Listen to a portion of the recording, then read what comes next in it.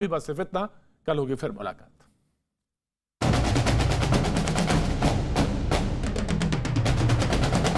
चुनाव से ठीक पहले उत्तर प्रदेश में जनसंख्या नीति लाने की तैयारी शुरू हो गई है। इसकी जरूरत इस समय क्यों पड़ी?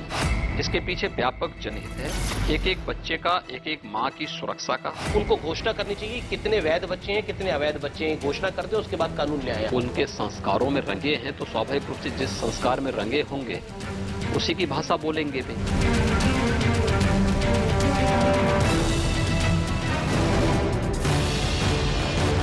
2022 की टक्कर से पहले अमीश देवगन ने यूपी के मुख्यमंत्री योगी आदित्यनाथ का सबसे बड़ा इंटरव्यू किया और इस इंटरव्यू पर चौतरफा सियासी वार पलटवार शुरू हो गया है। सपा और कांग्रेस से लेकर ओवैसी की पार्टी तक हर तरफ से बीजेपी पर निशाना साधा जा रहा है और बीजेपी ने भी पलटवार का मोर्चा संभाल लिया है। उत्तर प्रदेश के चुनाव पर पूरे देश की नजर टिकी है, इसलिए आज लखनऊ से आर पार का मेगा डिबेट शो होगा और सबसे बड़ी बहस छिड़ी है योगी सरकार की नई जनसंख्या नीति पर। हम कहते हैं ये देश का कानून कुदरत के कानून के खिलाफ है। अल्लाह का निज़ाम तो ये कि शादियां होती हैं, बच्चे पैदा होते हैं, तो अब हम उस निज़ाम को बदलना चाहते हैं। आपकी सरकार पर आरोप ये लग रहा है कि आप लोग एक धर्म विशेष को टारगेट करने के लिए ऐसा कर रहे हैं, ये विपक्ष का आरोप। हर एक मुद्दे को जी जो व्यापक लोक कल्याण का हो, राष्ट्र कल्याण का हो, उसको राजनीतिक चश्मे से नहीं देखा जाना चाहिए। देखिए, जो लोग जनसंख्या मिशन मोड में बढ़ा रहे हैं जी, क्योंकि हमने उसका एक पक्ष ये भी रखा है कि व्यापक जागरूकता, अवेयरनेस के भाव में अगर कहीं पर इस प्रकार की स्थिति है तो उन लोगों को जागरूक किया जाना चाहिए। सीएम योगी ने कांग्रेस के बड़े नेता और पूर्व केंद्रीय मंत्री सलमान खुर्शीद के उस बयान पर भी पलटवार किया जिसमें खुर्शीद ने कहा था कि पहले सरकार को बताना चाहिए उसके मंत्रियों के कितने बच्चे हैं, पहले वह घोषणा करें कि उनके कितने बच्चे वैध हैं और कितने अवैध। पूर्व विदेश मंत्री हैं, उत्तर प्रदेश के नागरिक हैं सलमान खुर्शीद, वो तो बहुत बड़ा बोल गए। वो कहते हैं कि ऐसा अगर कानून लाना है तो भारतीय जनता पार्टी के नेता, भारतीय जनता पार्टी के मंत्रियों को ये बताना चाहिए कि उनके, हालांकि विवादित बयान है ये, कि उनको घोषणा करनी चाहिए कि कितने वैध बच्चे हैं, कितने अवैध बच्चे हैं, घोषणा कर दें, उसके बाद कानून ले आए आप लोग। देखिए, जो उनका बयान आया है जी, ये परंपरा और संस्कृति कांग्रेस के अंदर ज्यादा फिट बैठती है, क्योंकि उनके संस्कारों में रंगे हैं तो स्वाभाविक रूप से जिस संस्कार में रंगे होंगे उसी की भाषा बोलेंगे भी। यूपी एटीएस के अलकायदा के खिलाफ एक्शन को लेकर अखिलेश यादव के सवाल उठाने पर भी योगी आदित्यनाथ ने पलटवार किया। उत्तर प्रदेश की पुलिस पर और खासकर बीजेपी की सरकार भरोसा नहीं कर सकता। इसके अलावा धर्मांतरण का मुद्दा, किसान आंदोलन, राम मंदिर के साथ ही यूपी में ओवैसी की एंट्री का मुद्दा भी गर्म है। असदुद्दीन ओवैसी कहते हैं कि किसी कीमत पर, मैं उन्होंने जो बोला बता रहा हूं, किसी कीमत पर 2022 में योगी आदित्यनाथ इंशाअल्लाह दोबारा मुख्यमंत्री हम नहीं बनने देंगे। 19% जी, पर उनको लगता है कि वह इलेक्शन को पोलराइज कर लेंगे, तो बाकी 81% चुपचाप थोड़े बैठा हुआ है। तो आज उत्तर प्रदेश के हर सियासी हल और 2022 के दांव पेच पर लखनऊ से होगा आर पार, अवध की रणभूमि 2022 की हुंकार। नमस्कार व्यूअर्स, मैं हूं अमीश देवगन और आप देख रहे हैं न्यूज 18 पर आर पार की टक्कर। हर रोज आर पार की टक्कर स्टूडियो से होती है, लेकिन क्योंकि उत्तर प्रदेश में विधानसभा चुनाव करीब करीब 6-7 महीने दूर है, तो आज आर पार की टक्कर ग्राउंड जीरो से होगी। पिछले कुछ दिनों में उत्तर प्रदेश सुर्खियों में रहा है, चाहे वो धर्मांतरण का मामला हो, चाहे वो अलकायदा के आतंकी पकड़े गए हो, और चाहे वो जनसंख्या नीति हो।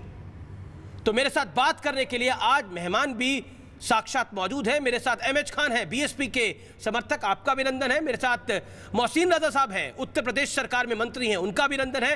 मेरे साथ अनुराग भदौरिया है, समाजवादी पार्टी के प्रवक्ता।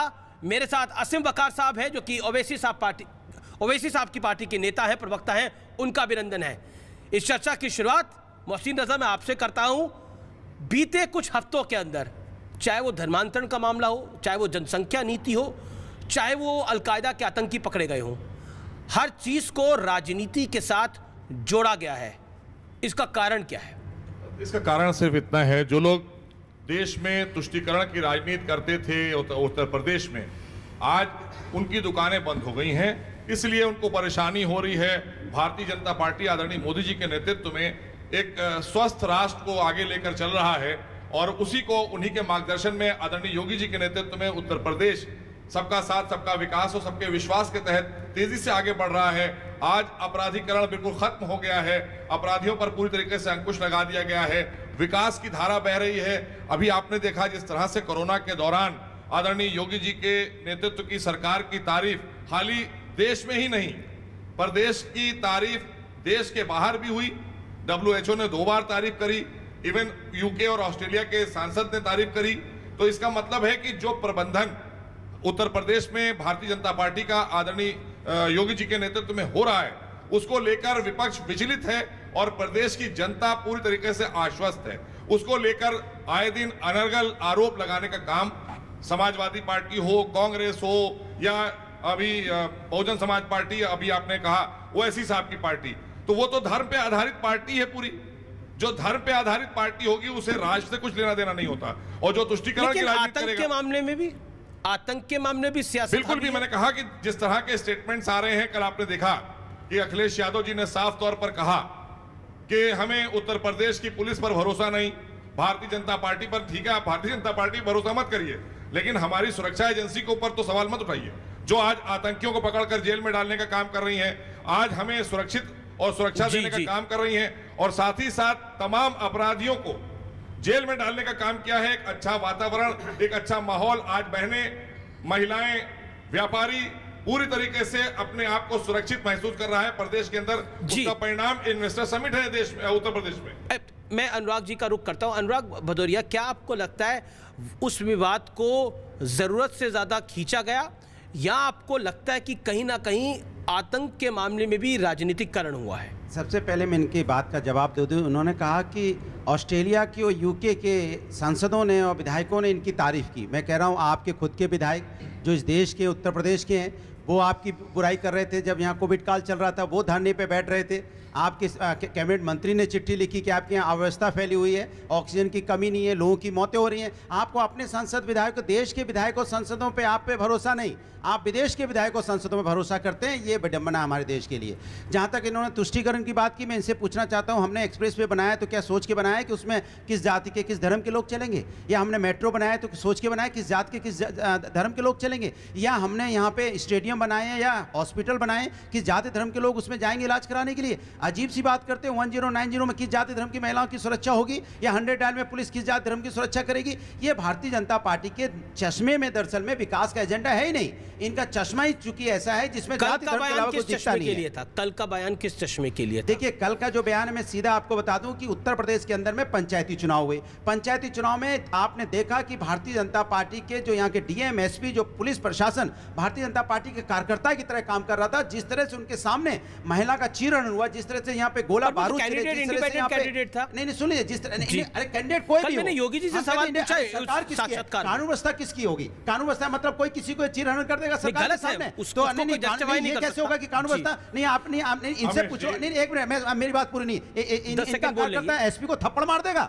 और उस पर NSA नहीं लगेगा, और हम जरा सा आके यहाँ समाज के अंदर में समाज के भले के लिए प्रदर्शन करेंगे तो हमें जेल भेज दिया जाएगा। ठीक है, इसका जवाब पूछ लीजिए। बिल्कुल, ओके।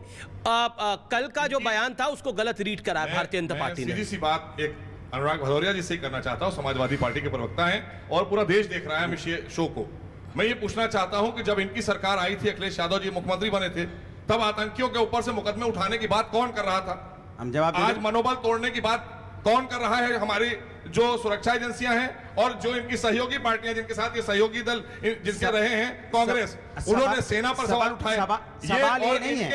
इनकी सरकार के दौरान दिन दहाड़े SP को गोली मार दी गई। हाँ। वो ये भूल गए। इन्होंने जिस तरह से बलात्कार की घटनाओं को इनके नेताओं ने कहा कि ये छोटी छोटी घटनाएं हैं, बच्चों से गलती हो जाती है। अच्छा, इतनी बड़ी बात को अच्छा, मैं आसानी से कहकर अगर कोई निकल सकता है, मैं बता रहा हूं, समाजवादी पार्टी के नेता हो सकते हैं और कोई नहीं हो सकता। अगर इस तरह की बातें ये बीजेपी प्रदेश की जनता से महिला मैं फिर असीम वकार के पास आऊंगा। एक सेकंड सर, महिला समस्या बता। देखिए बीजेपी आरोप, अनुराग जी मेरा सवाल तो सुनिए, अनुराग जी मेरा सवाल तो सुनिए। बीजेपी आरोप लगा रही है कि आपका जब शासन रहे हैं तो आप आतंकियों को छोड़ दिया करते थे, हमारे शासन में आतंकी पकड़े जा रहे हैं, आपको उसका दर्द हो रहा है, उसकी तकलीफ हो रहा है। क्या आपको लगता नहीं है कि इस पर आप लोगों को सफाई देनी चाहिए? अरे भाई, भारतीय जनता पार्टी की सरकार में तो चार्टर लेके कंधार तक उनके घर तक छोड़ने जाते थे। ये वो पार्टी है जो कंधार तक गए, आओ भैया हम लेके चलते हैं, चार्टर लाओ, चार्टर लाओ, व्यवस्था करो, कहाँ ले जाना है भैया, इनको घर छोड़ना है और खाने वाने की व्यवस्था करो, कोई तकलीफ ना हो जाए, बाकायदा उसको कंधार तक छोड़ के आए इज्जत के साथ। मैं इनसे पूछना चाहता हूं, धर्मांतरण के मुद्दे पर आप क्या कहते हैं? धर्मांतरण के मुद्दे पर आप क्या कहते हैं? मैं बता रहा हूं, देखिए यहाँ पे सरकार किसकी है? भारतीय जनता पार्टी की। 4.5 साल से सरकार भारतीय जनता पार्टी की है। और इस तरह के अगर धर्मांतरण का यहाँ पे कानून भी है और इस तरह का कांड अगर यहाँ होता रहा और सरकार आंख बंद करके 4.5 साल देखती रही, इसके मतलब सरकार की कानून व्यवस्था फेल है, सरकार को अपनी कुर्सी से हट के चले जाना चाहिए। और मैं तो ये भी कहूंगा, नहीं एक साथ पूरा हो जाए, मैं तो ये भी कहूंगा कि उत्तर प्रदेश के मुख्यमंत्री सत्ता के नशे में धृतराष्ट्र हो चुके हैं, उनको चीरहरण होता है होने दो, गोली बारूद चलती है चलने दो, पंचायत चुनाव जीत गए, मिठाई बांटो ना, ढोल नगाड़े बजाओ, अगर गोली चलिए चलने दो, क्या हुआ, जीत गए, चलो मिठाई बांटो, लड्डू बांटो, कमाल है भाई। ये पहली बार देखने को मिल रहा है कि नहीं ढोल नगाड़े बजाओ। लेकिन जब आतंकी पर पकड़े जाते हैं तो आपको भी सिक्योरिटी फोर्सेस पे खुश तो होना चाहिए। लेकिन मैं असीम वकार का रुख करता हूं। असीम वकार साहब, आप पर तो बड़े सारे आरोप हैं और आरोपों की झड़ी है। आरोप नंबर 1, क्या बीजेपी की ABC टीम है? आरोप नंबर 2, आप सपा के इशारे पर यहां पर आए हैं। आरोप नंबर 3, कांग्रेस आपसे खेल करवाना चाहती है। और आरोप नंबर 4, जो कि कल मैंने योगी जी से भी सवाल पूछा और उन्होंने भी जवाब दिया, उन्होंने बोला कि अगर 19% एक तरफ होंगे तो फिर 81% चुप नहीं बैठेंगे। अगर कोई माइनॉरिटी में है जी और उसको दबाया जा रहा है, उसको ख़त्म करने की बात की जा रही है, उसकी एजुकेशन छीनी जा रही है, रोज़गार नहीं दिया जा रहा है, और उसकी अगर कोई बात करता है तो दूसरी धमकी दी जाएगी, तुम अगर इनकी बात करोगे, इनकी अच्छाई के लिए बात करोगे, इनके रोज़गार के लिए बात करोगे, इनकी तरक्की के लिए बात करोगे तो हम इकट्ठा हो जाएंगे। तो आप इकट्ठा होइए, लेकिन जो दबे कुचले हैं, चाहे उसमें मुसलमान हो, चाहे दलित हो, चाहे बैकवर्ड हो, हम उनकी लड़ाई लड़ेंगे। आपको तो ये कहना चाहिए था कि अगर 19% नहीं, आपको ये कहना चाहिए था मुख्यमंत्री जी कि अगर ओवैसी जी का आरोप सही है और वाकई 19% परेशान है तो हम 19% का भी उत्थान करेंगे। जवाब तो ये होना चाहिए था, जवाब ये थोड़ा ना होना चाहिए था कि हम 81% इकट्ठा हो जाएंगे। तो 19% को इकट्ठा करने की बात तो ओवैसी साहब करते हैं। दूसरी बात, अभी आपने कहा आप पे आरोप लगता है कि आप बीजेपी की ABC टीम है, फिर आपने कहा कांग्रेस खेल करा रही है। पहले तो ये तय कर लिए कि हम खेल किसकी तरफ से कर रहे हैं। ये सब जो नेता आरोप लगाते हैं, मैं तो वही आपके समक्ष रख रहा हूं। सर अभी बिल्कुल रिसेंट की बात है, कांग्रेस बहुजन को कह रही है, बहुजन सपा को कह रही है, सपा बहुजन को कह रही है, ये सब आपस में एक दूसरे पे आरोप लगा रहे हैं। तो पहले ये तय कर लीजिए कि इनमें बीजेपी का एजेंट कौन है। तो अखिलेश यादव साहब भी तो अगर समाजवादी पार्टी की हम बात करें तो अखिलेश यादव उनके CM कैंडिडेट हैं, तो उनके साथ जाने में आपको क्या हर्ज है? सर हमारी पार्टी उनका समीकरण सर, अगर अखिलेश यादव जी अपनी पार्टी के CM कैंडिडेट हैं तो आपकी मायावती जी बहुजन समाज पार्टी से कैंडिडेट हैं, योगी जी भारतीय जनता पार्टी से कैंडिडेट हैं, प्रियंका जी कांग्रेस पार्टी से कैंडिडेट हैं CM का, तो आसिम वकार में क्या बुराई है साहब? MIM का अगर कोई कैंडिडेट आता है कि हम भी साहब MIM के कैंडिडेट हैं, वो MIM वाले भी चीफ मिनिस्टर बन जाएंगे, तो आप लोग को परेशानी क्या है? तो नहीं, क्या परेशानी है सर बताइए? हमको तो नहीं परेशानी है, हमने तो नहीं कहा कि साहब यादव जी ना बने, हमने तो नहीं कहा साहब दलित ना बने, हमने तो नहीं कहा ब्राह्मण जी ना बने, हमने तो नहीं कहा ठाकुर साहब ना बने। हम अगर मुसलमान की बात कर रहे हैं तो परेशानी क्या है ये बता दीजिए। ओके, मोहसिन नजर इसका जवाब दे। मैं तो बड़ा हंस इस बात को रहा हूं कि ओम प्रकाश राजभर ने सबको इन लोगों को मुंगेरी लाल के सपने दिखाना शुरू कर दिए। ये मुंगेरी लाल के सपने अब दिन रात सब देख रहे हैं। लेकिन मैं संजीदगी से बात की तरफ आता हूं। नहीं, वो तो 20 डिप्टी CM दे रहे हैं, 5 CM दे रहे हैं। मैं वही कह रहा हूं कि इन्होंने तो तमाशा सा बना दिया है, प्रदेश और देश की जनता देख रही है। लेकिन मैं कहना चाहता हूं कि असदुद्दीन ओवैसी साहब ने जब उत्तर प्रदेश में कानून का राज स्थापित किया, आदरणीय योगी जी की सरकार ने, और हमारे कानून का और पुलिस का इकबाल बढ़ा, तो उन्होंने कहा कि जो एनकाउंटर हो रहे हैं इसमें उन्होंने बैरिस्टर साहब ने संविधान की बात करने वाले मुसलमान ढूंढने लगे, कहने लगे इसमें इतने % मुसलमान मार दिए गए। मतलब अपराधियों में भी ये जाति और समुदाय ढूंढ रहे हैं। दूसरी बात मैं ये कहना चाहता हूं कि उत्तर प्रदेश के अंदर आदरणीय योगी सरकार में, भारतीय जनता पार्टी की सरकार में, देश से लेकर प्रधानमंत्री आदरणीय मोदी जी की योजनाओं से लेकर उत्तर प्रदेश की योजनाओं में 35 से 36% अल्पसंख्यकों को योजनाओं का लाभ मिला, इसलिए क्योंकि इन लोगों ने दिया नहीं था, हमने दिया है, भेदभाव नहीं किया है। ये बात आप पता करा। ठीक है, असीम वकार साहब, अलकायदा के आतंकी पकड़े जाते हैं, धर्मांतरण का मुद्दा होता है, क्या आपको लगता नहीं है ये सब राष्ट्र सुरक्षा के मुद्दे हैं? ये जनसंख्या पॉलिसी आती है, सवाल तो आपने उसको धर्म से क्यों जोड़ दिया जाता है? नहीं, सवाल आपने बहुत अच्छा पूछा। देखिए, सबसे पहली बात तो कोई पकड़ा जाता है तो जांच का विषय है। जब तक के न्यायालय किसी को दोषी साबित करके सजा ना सुना दे, तब तक के अदालत उसको दोषी नहीं मानता। जब तक कोई अपराध सिद्ध होकर सजा ना हो जाए तब तक के।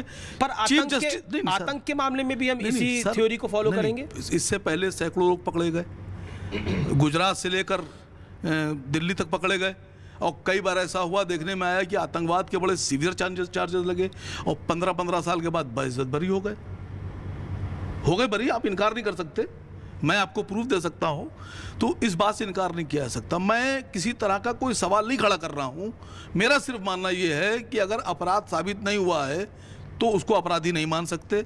एटीएस ने गिरफ्तारी की है, बहुत अच्छी बात है। 15 अगस्त को सीरियल ब्लास्ट करने की साजिश थी, मैं आपको बता रहा हूं। सुनिए तो सर, मैं तो चाहता हूं आपके चैनल के ऊपर जब आप ये प्रोग्राम चलाएं जी, तो कल शायद जो पकड़े गए हैं उनकी शरीके हयात का और उनकी वालिदा का एक इंटरव्यू भी आया है, और बहुत रो के उन्होंने कहा है, तो मैं समझता हूं कि उसको भी चलाना चाहिए। तो आप मुझे बताइए, मैं कोई सवाल नहीं उठा रहा हूं, जांच का विषय है, ये जांच का विषय है, बहुत गंभीर विषय पर, और जब राष्ट्र के खिलाफ, राष्ट्र की सुरक्षा से खिलवाड़ के मुद्दे पर आप देखिए क्या स्टैंड है इन तीनों का। तीनों पार्टियों का स्टैंड साफ हो गया। ये चाहते हैं कि पहले 15 अगस्त में हादसा हो जाए। एक सेकंड में आपके पास आ रहा हूं। मुझे देखिए, राष्ट्र की सुरक्षा के विषय के बारे में एक बात बोल दूं, बहन जी ने भी यही स्टेटमेंट, राष्ट्र की सुरक्षा के विषय के बारे में एक बात बोल दूं, खान इसके बाद बोलेंगे कि भोपाल से जो एक सांसद हैं उन पर अभी आतंकवाद का मुकदमा खत्म नहीं हुआ है, वो अभी दोषी हैं, मुकदमा चल रहा है, और उसके बाद में भोपाल से वो जीत के आती हैं, पार्टी से जीत के आती हैं। दोषी और आरोपी के बारे में नहीं। ठीक है, मैं एमएच खान का रुख करूं। एमएच खान पहले बोले। एमएच खान, क्या आपको लगता है कि आतंक के मामले को धर्म से जोड़ने की जरूरत है, धर्मांतरण के मामले को धर्म से जोड़ने की जरूरत है? ऐसा क्यों? क्या तुष्टीकरण के लिए, क्या वोट बैंक के लिए? खान साहब, नहीं, ये बिल्कुल मैं नहीं मानता, ना हमारी पार्टी मानती है। और अल-कायदा जैसा संगठन जिसको कि पूरी दुनिया में लोग जानते हैं कि यह मार काट वाला संगठन है, इसका इस्लाम से कोई लेना देना नहीं है। इस्लाम तो प्यार मोहब्बत का पैगाम देता है।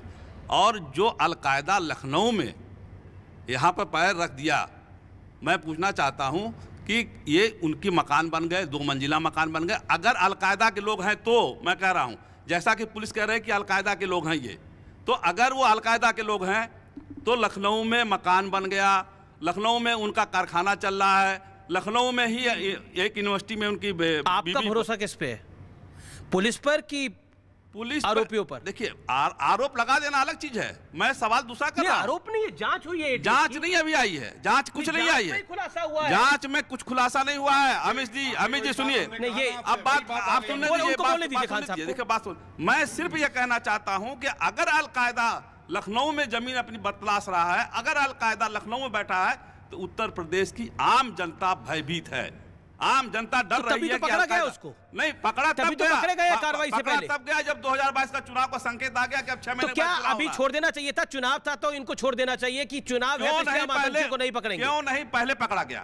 पहले क्यों नहीं? वहां की पुलिस थाना जो इन्फॉर्मर होते हैं वो तलाश करते हैं कि कौन कहां खेल रहा है, कौन कहां क्या कर रहा है, कौन क्या कर रहा है, कौन क्या कर रहा है। जब थाने का इन्फॉर्मर नहीं बता सका तो इनको कहां से टाइम? ये टाइमिंग, आतंक का समर्थन नहीं करते हैं। आतंक का समर्थन मैं नहीं करता हूं। ना पार्टी हमारी करती है, लेकिन ये ऐसा माहौल बनाया जा रहा है। आप सिक्योरिटी फोर्सेस पे बिलीव नहीं कर रहे, आप उन पे बिलीव कर रहे हैं जो मना कर रहा हूं, जो पकड़े गए। मैं तो कह रहा हूं कि अभी तक वहां अलकायदा जमीन क्यों तलाश रहा था, क्यों अड्डा बनाए हुए ठीक है, खान साहब की बात मंत्री दे देंगे।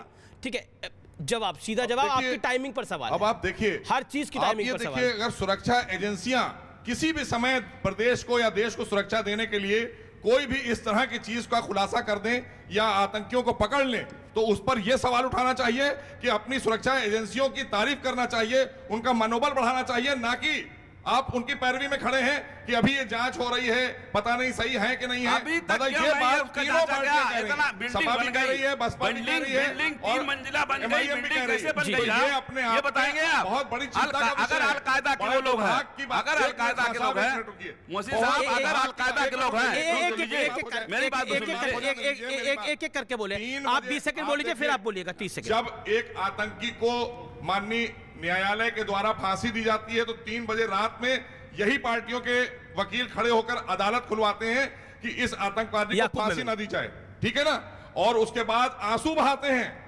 जाकर उसके घर पे।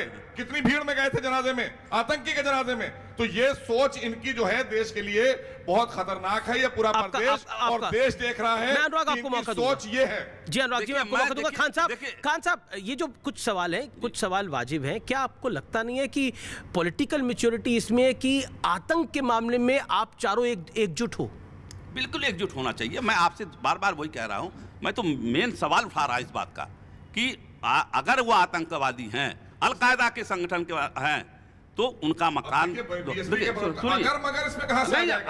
अब उनको 30 सेकंड दे दीजिए। नहीं, देखिए मैं कह रहा हूं ना कि बात को तो साबित होगा ना, कोर्ट में साबित होगा सब चीजें। अगर आप मान लीजिए आतंकवादी थे, चलिए मान लेता हूं आतंकवादी थे, लेकिन उनका 1 मंजिला नहीं 2 मंजिला मकान बना हुआ है, उनका कारखाना चल रहा है, उनके पास गाड़ियां हैं, उनके पास सारी सुविधाएं हैं।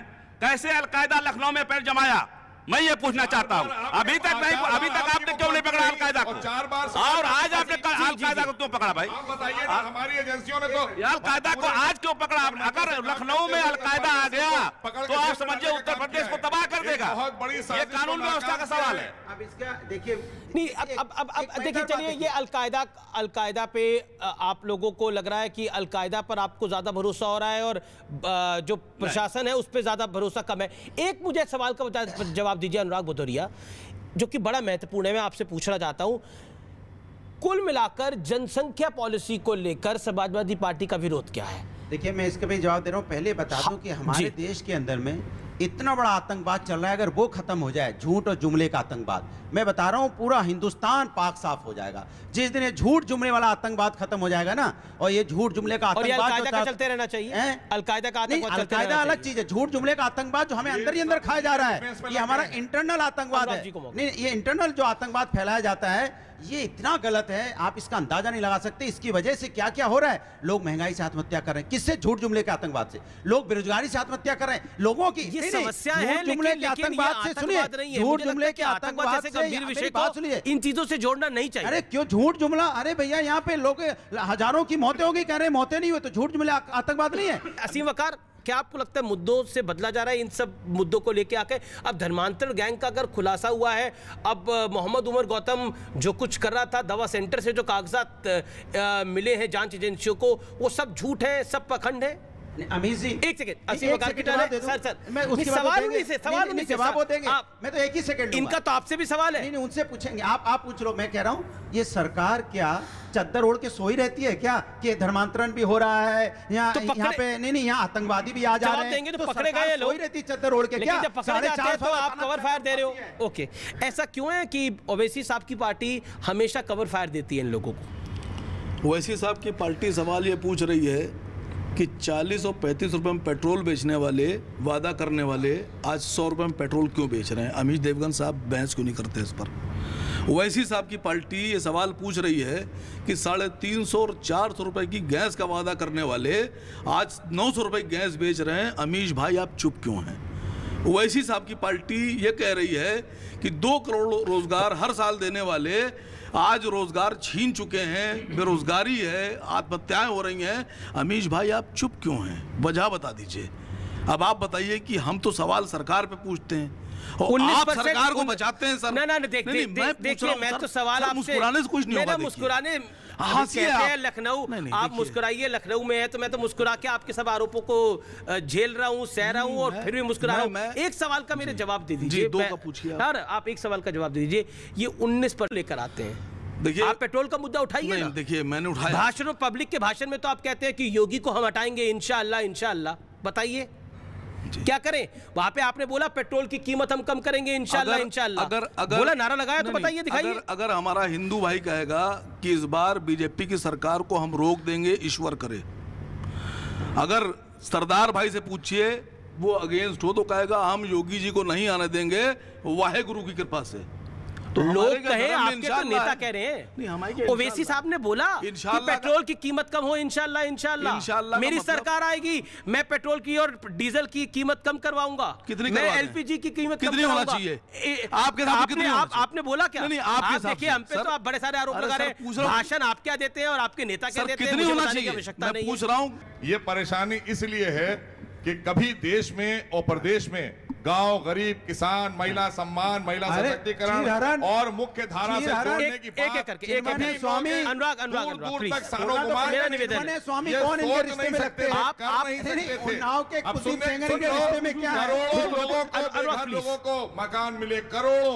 कोरोना में इन्होंने कहा कि हम जो है वैक्सीन नहीं लगवाएंगे। वैक्सीन पर प्रश्न उठाया, पूरे देश को फ्री वैक्सीन आदरणीय मोदी जी के नेतृत्व में हमारे वैज्ञानिकों अब तो वैक्सीन लगवा ली है, तैयार की गई, वो लग रही है।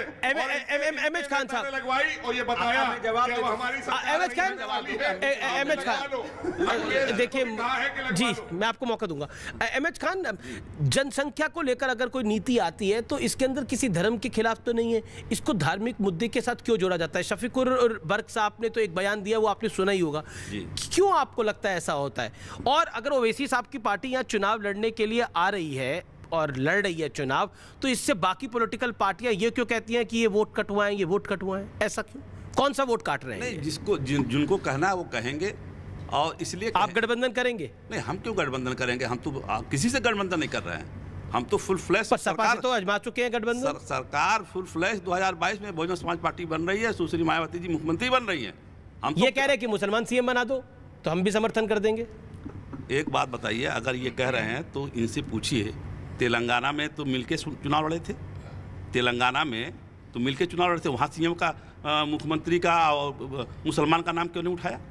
तेलंगाना में उठाना चाहिए था ना, एक एग्जाम्पल पेश कर देते, फिर यहाँ हो जाता। और देखिए, मैं फिर बता रहा हूँ, फिर मैं आपको बता रहा हूँ कि मायावती जी के रिजीम में जब मुख्यमंत्री थी तो नसीमुद्दीन सिद्दीकी सेकंड नंबर के मंत्री थे। पर अब वो कांग्रेस में है। अब कांग्रेस में छोड़िए, जब थी तब की मैं बात कर रहा हूँ। फिर आएंगे, मुख्यमंत्री बनेंगे, फिर सेकंड नंबर में मुसलमान होगा।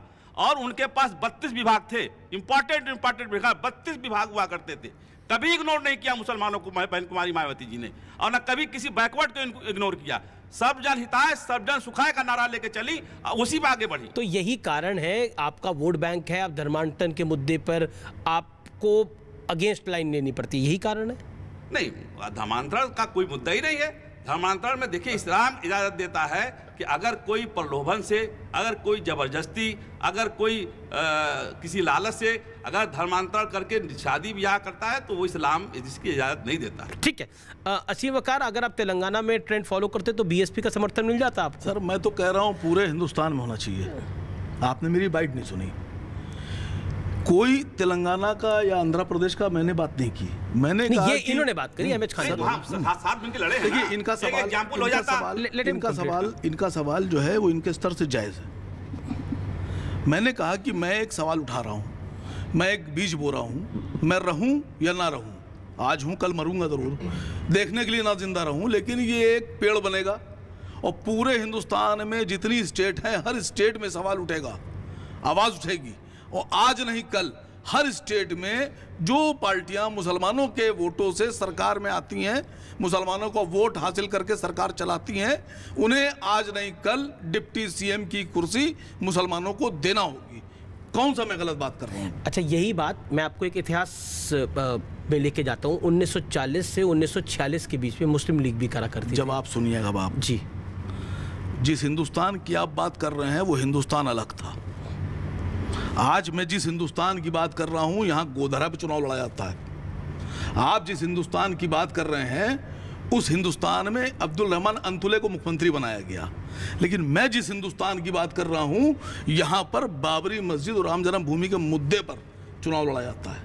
ये वो हिंदुस्तान आप जिस हिंदुस्तान की बात कर रहे हैं, राष्ट्रपति बनता है, आप जिस हिंदुस्तान की बात कर रहे हैं, वो हिंदुस्तान अलग था। ये वो हिंदुस्तान, मैं जिस हिंदुस्तान की बात कर रहा हूं, यहाँ मुसलमानों को डराया जैसे। पर हामिद अंसारी वाइस प्रेसिडेंट रहे, फखरुद्दीन अहमद प्रेसिडेंट रहे। आप खुद सोचिए, इस देश के बड़े बड़े पदों पर राष्ट्रपति एपीजे अब्दुल कलाम रहे, बड़े बड़े पदों पर मुसलमान रहे। आज तक किसने सवाल खड़े करे? बड़ा पद सर, सुनिए सर, एक मिनट जी, बहुत बड़ा पद, बहुत काबिल एहतराम लोग पहुंचे।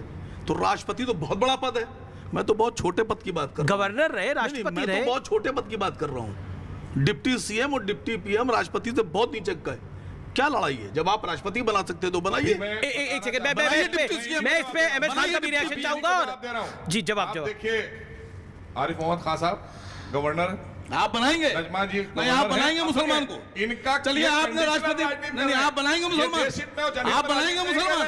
ये निजी स्वार्थ, आप बनाएंगे मुसलमान? क्योंकि ये कंडीशन, आप बनाएंगे मुसलमान? इन्हें देश और आप बनाएंगे मुसलमान? नहीं है सर, बीजेपी से डिमांड कर रहा हूँ, यहाँ की सुरक्षा से मैं बीजेपी से डिमांड कर रहा हूँ, आप बनाएंगे? मुसलमान पर बेस्ड है, ये हिंदुस्तान पर बेस्ड राजनीति नहीं करते हैं। ये मैं बता दूं आपको, ये हिंदुस्तान पर बेस्ड होकर राजनीति नहीं करते, ये हिंदू और मुसलमान की राजनीति। पेट्रोल के पैसे कहाँ? नहीं, मैं पेट्रोल के पैसे कहाँ कम करने कह रहा हूँ? अहमद खान, मैं पेट्रोल के पैसे हिंदुस्तान में कम करने को कह रहा हूँ। अनुराग, क्या जो ओवैसी साहब की पार्टी बात कर रही है, क्या आपको लगता है वो बंटवारे की राजनीति नहीं है?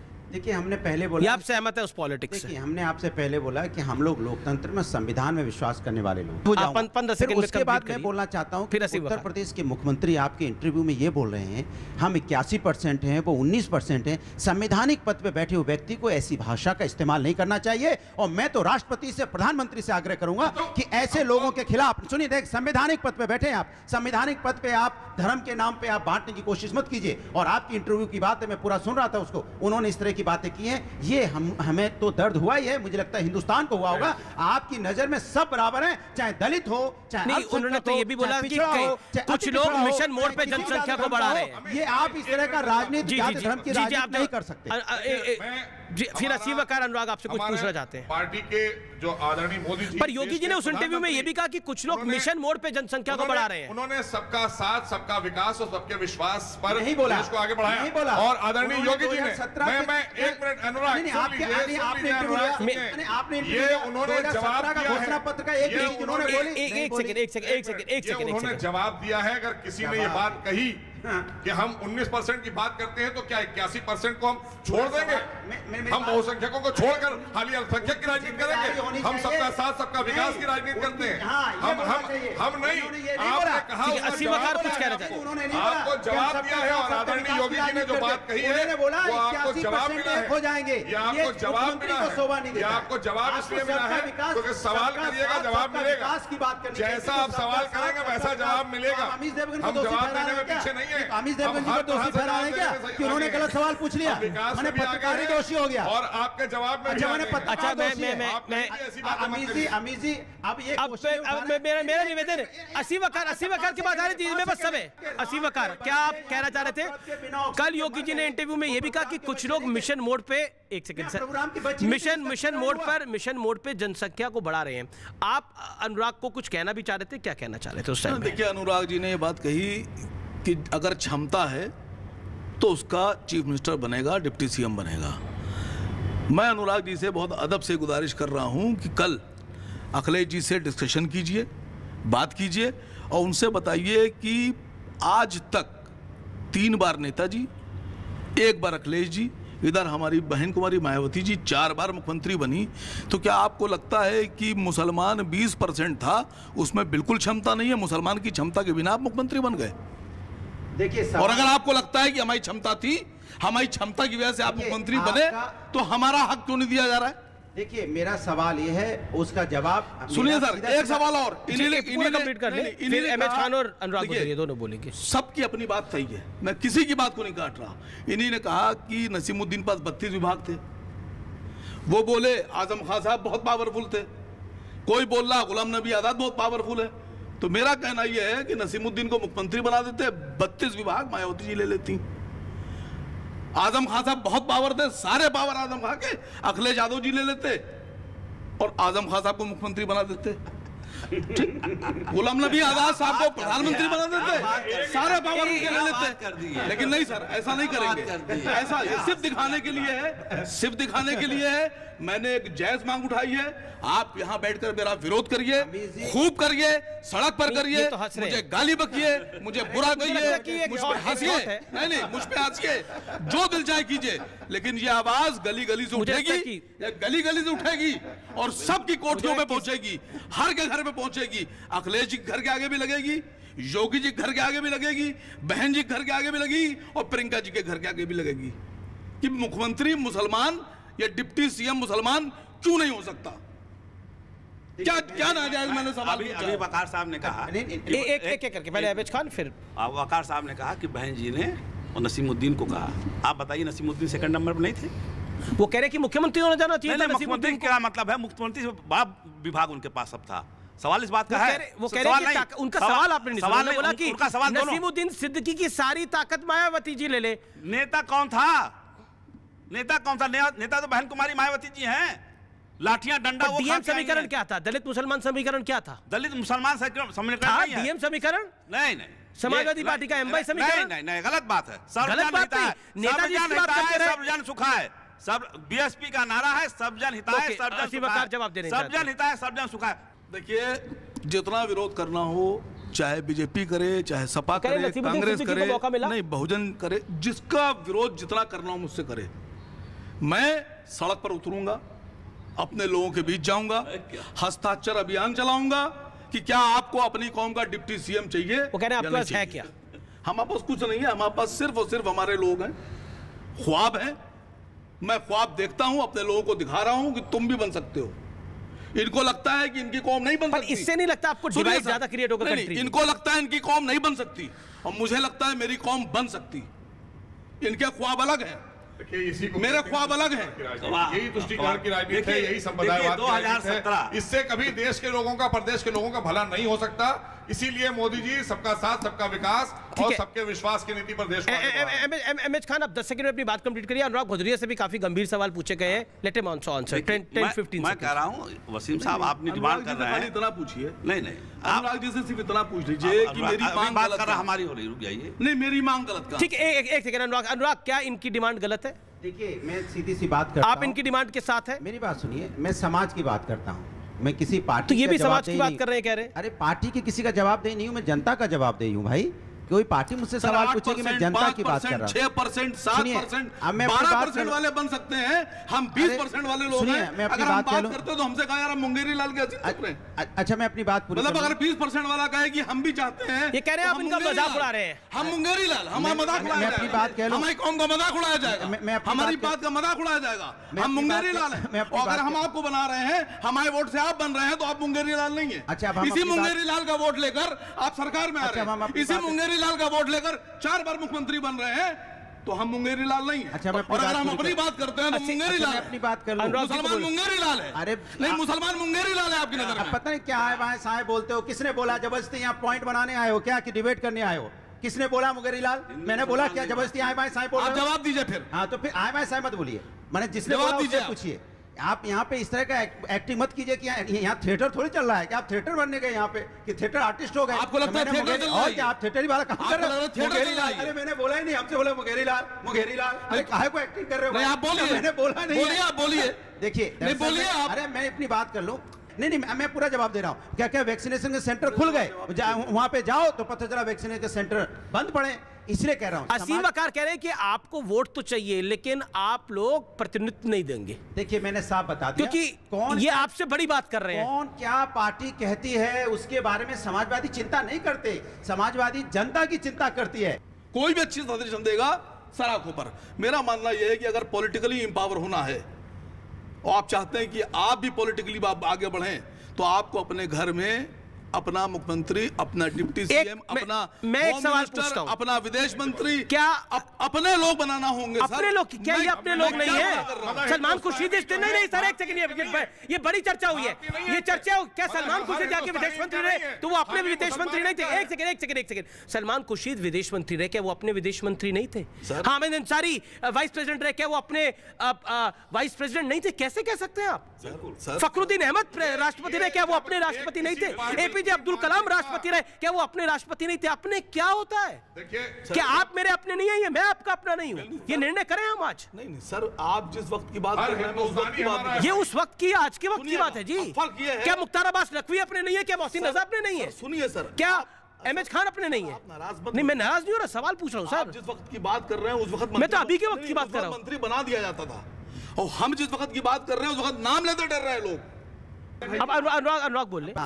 हमने पहली 40 सेकंड। हाँ, मैंने बोला कि समाज के अंदर में, हर वर्ग के अंदर में, जिस वर्ग के अंदर जैसी क्षमता, जैसी ताकत होगी, समाजवादी पार्टी 2022 में सरकार बनाने जा रही है, और समाजवादी पार्टी हर वर्ग को, वो कह रहे डिप्टी सीएम मुस्लिम होना चाहिए, जिसके अंदर जितनी ताकत के साथ आएंगे हम। वो कह रहे डिप्टी सीएम मुस्लिम होना चाहिए। मैं कह रहा हूं हर वर्ग को डिप्टी सीएम, चाहे अल्पसंख्यक हो, दलित हो, अति पिछड़ा हो, पिछड़ा हो, हर एक को डिप्टी सीएम का पद देगी समाजवादी पार्टी। समाजवादी पार्टी ताकत के साथ पावर में आएगी। सुने, बात सुन लो, जिस वर्ग सेंटेंस पूरा होने दिया, जिस वर्ग, अरे बात सुनने दो, अरे बात सुनने दो, आप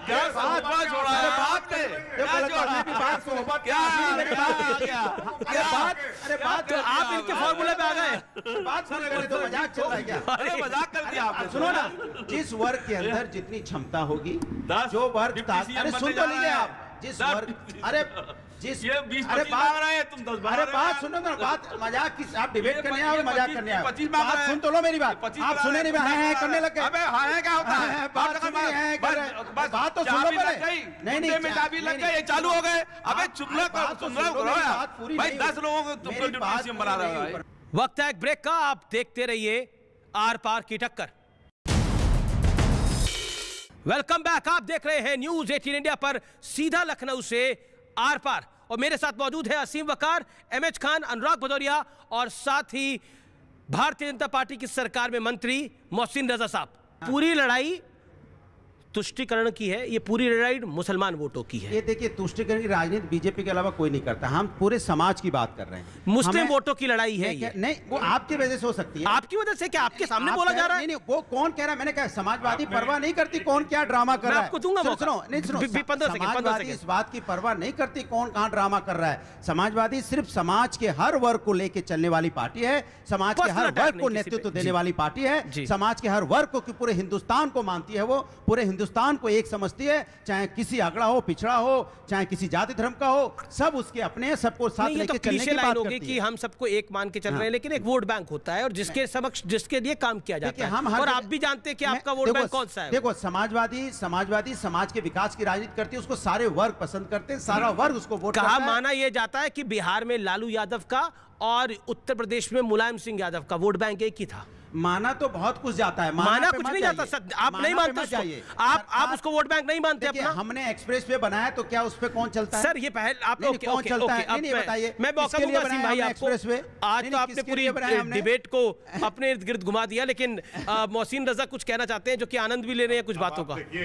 एक चीज तो साफ हो गई, हमारे पूरे देश प्रदेश के लोगों ने देख लिया, सारी जनता ने देख लिया कि यहाँ पर किसके लिए बात हो रही थी। यहाँ देश हित की कोई बात नहीं हुई, विकास की कोई बात नहीं हुई, खाली एक समुदाय विशेष की बात करी है। और ये लोग सन 47 से आज तक इनको फुटबॉल बनाकर कांग्रेस, सपा, बसपा और आम आदमी पार्टी, और आज वो एक मुसलमानों की ठेकेदार पार्टी वैसी साहब किया गई है। वापस मुद्दे के ऊपर आता हूँ, राष्ट्रीय सुरक्षा के मुद्दे पर क्या आपको लगता है कि पॉलिटिक्स को धर्म के एंगल से देखना क्या जायज होगा? जो देश को तोड़ना चाहता है हम उसके साथ खड़े नहीं हैं। जो देश को जोड़ना चाहता है हम उसके साथ खड़े हैं। ठीक है। जो सब समाज को जोड़ना चाहता है हम उसके साथ खड़े हैं। सब जन हिताय, सब जन सुखाय, हमने आपसे पहले भी कहा, अब भी कह रहे हैं। बहुजन समाज पार्टी का नारा है। असीम वकार, आपको अलकायदा के जो आतंकी पकड़े गए उन पे भरोसा है या अपनी सुरक्षा एजेंसियों पे भरोसा है? सुरक्षा के मामले में एक लाइन बोलना चाहूंगा, भरोसा किस पे? Nation first, religion second. देश पहले है, देश रहेगा तो हम भी रहेंगे, धर्म भी रहेगा। देश पहले है, देश से कोई समझौता नहीं, देश की सुरक्षा से कोई समझौता नहीं। जो लोग देश की सुरक्षा समझौता करते हैं तो अलकायदा के उनका विरोध करते थे। आपको भरोसा ज्यादा है या सिक्योरिटी एजेंसीज पर? मैं सवाल ये पूछ रहा हूँ। ये सवाल आप हमसे क्यों पूछ रहे हैं? इसलिए पूछ रहा हूँ क्योंकि आपने बोला कि अभी तक वो उनको सजा नहीं हुई है। अभी तक जब सुरक्षा एजेंसियां खुलासे कर रही है तो आप सुरक्षा एजेंसी पे ज्यादा भरोसा करेंगे ना? देखिए, जो सवाल आपने मुझसे पूछा जी, ये सवाल अब आज के बाद आप बीजेपी के हर आदमी से पूछेंगे। नहीं, मैं सबसे पूछता हूँ ये सवाल। जी जी जी, क्योंकि सवाल आपने खड़ा करा। सुनिए, जी जी, जो सवाल मैंने खड़ा किया वो सच था, इस बात से आप इनकार नहीं कर सकते। लेकिन उसके बाद भी हमारी सुरक्षा एजेंसियां पहले, हमारा भरोसा एटीएस पे, हमारा भरोसा फौज पर, हमारा भरोसा सारी एजेंसीज पर। हम आतंकवाद का विरोध करते हैं, करते थे और करते रहेंगे। अनुराग भदौरिया, क्या आपको फंसा दिया है सबने? किस बात पे? हर विषय पर? नहीं, समाजवादी विकास की राजनीति करती है, फंसाएगा कि हम तो हर समाज को बार बार करें। हमारा तो स्लोगन है, काम बोलता है। हम तो काम के नाम पे इलेक्शन लड़ते हैं, हम तो अपना मेट्रो चौड़े के गिनाते हैं, हम तो अपना एक्सप्रेसवे गिनाते हैं, काम की राजनीति करते हैं, काम पे बात करते हैं। लेकिन उन लोगों को तो, कुछ लोगों का काम ही यही है कि इधर उधर करते ना, लेकिन समाजवादी काम की राजनीति करती है। बीजेपी का? नहीं, बीजेपी तो आप जानते ही हो। सवाल या ओवैसी साहब की पार्टी का खुल के नाम लीजिए। देखिए क्यों भाई, हम समाज की राजनीति करते ना। अब ओवैसी साहब से परेशान लग रहे हैं। नहीं, उनसे क्यों परेशान होगा? हम क्यों परेशान होंगे? परेशान हो बीजेपी, भाई सरकार बीजेपी की है, हमारा चुनाव बीजेपी के साथ है। पर वोट बैंक पे आपके वो सेंध मार रहे हैं, ये है। कौन कहां? फिर वही बात, हम धर्म और जात की राजनीति पे विश्वास नहीं करते पार्टनर, हम समाज के विकास की राजनीति पे विश्वास करते हैं। समाज के हर उस वर्ग को, मैंने पहले बोला, जिस वर्ग के अंदर जितनी क्षमता होगी उसको उतनी हिस्सेदारी मिलेगी। ये समाजवादी पार्टी का नारा है। समाजवादी पार्टी हर वर्ग के अंदर में अगर क्षमता है, ताकत है, तो क्षमता के हिसाब से उसको उन्नति मिल। अरे आप अपनी बात मत कीजिए, आप बीजेपी से पूछो ना। आपकी हिम्मत नहीं हो रही सवाल यहाँ पूछने की। विपक्ष से पूछ रहे हो, विपक्ष से पूछ रहे हो सवाल विपक्ष से पूछते हैं। ये इनकी हिम्मत से नहीं यहाँ पूछने की। सर, देश में हमारी कितनी हिस्सेदारी है? सवाल यहाँ पूछ रहे हैं विपक्ष से। अरे सरकार इनकी है, सरकार से सवाल नहीं पूछना है, सरकार से सवाल नहीं पूछना है। अब विपक्ष कूद के सामने आ रहा है, और जब विपक्ष से सवाल पूछो तो तुम दबा के भाग रहे हो। विपक्ष से सवाल। फिलहाल इस कार्यक्रम में इतना ही। आप देखते रहिए न्यूज 18। लेकिन निष्कर्ष यही है कि कुल मिलाकर उत्तर प्रदेश की रणभेरी से पहले पारा और गर्म होगा, राजनीतिक द्वंद्व और तेज होगा। ओवैसी भी आएंगे, योगी भी बोलेंगे, अखिलेश बाबू भी अपनी बात को रखेंगे, मायावती भी अपनी बात को रखेंगी। तो निश्चित तौर पर यह चुनाव तो बड़ा होगा ही, लेकिन जो मुद्दे सामने आ रहे हैं उसको लेकर स्पष्टीकरण भी बहुत आवश्यक है। आपने इस चर्चा को देखा, आपका बहुत बहुत शुक्रिया। नमस्कार।